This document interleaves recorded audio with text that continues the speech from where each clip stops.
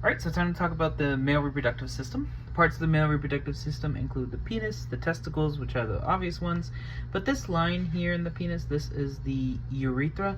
This is where we pee from. Urethra, you can see it, if you follow, will connect all the way to this thing on top. This thing on top is the bladder. Right here is the testicles. This little tube on top is the epididymis. The epididymis connects to this long tube here, which is the vas deferens.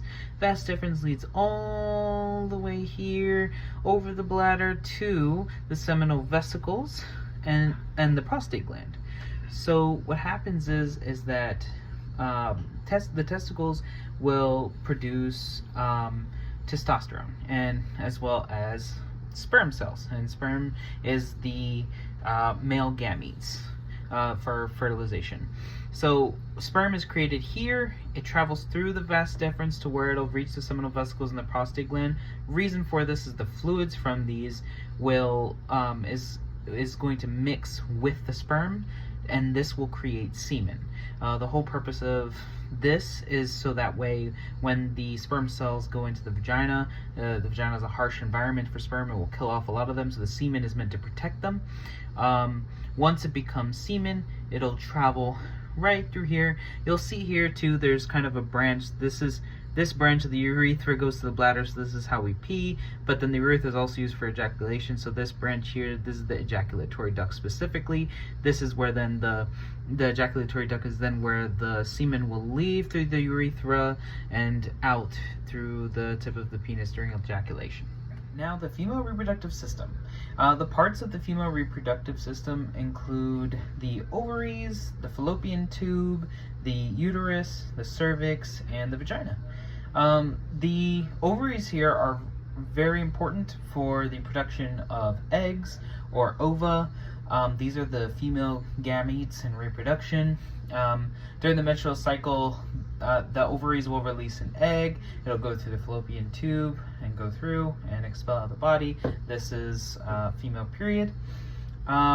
So with fertilization now, where sperm will enter at first the vagina, sperm, if it meets an egg, this is how the start of fertilization occurs. The sperm has to travel all throughout here to reach an egg somewhere around here, and at this point a lot of sperm cells are killed off through the acids of the vagina, and the few sperms that make it, only one sperm cell is able to penetrate the egg.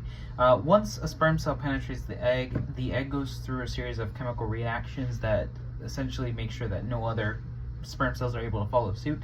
And the sperm cell will enter the egg, and both of the sperm cell and the egg, they have half of the genetic material. When they fuse, they now have the full genetic material, and this egg is now considered fertilized, and at this point it is called a zygote. And then as a zygote, once it's fertilized, it starts to travel after some time through the fallopian tube. As it's traveling, it undergoes a lot of division. It starts with mitosis, where it will rapidly divide into this a mass called a blastocyst. And this blastocyst will eventually make it to the uterus, and it will attach through a process called implantation to the uterine wall. When it attaches to the uterine wall, their protective outer coat will shed, and germ layers will start forming, and then once the 3 germ layers are formed, then an embryo starts developing.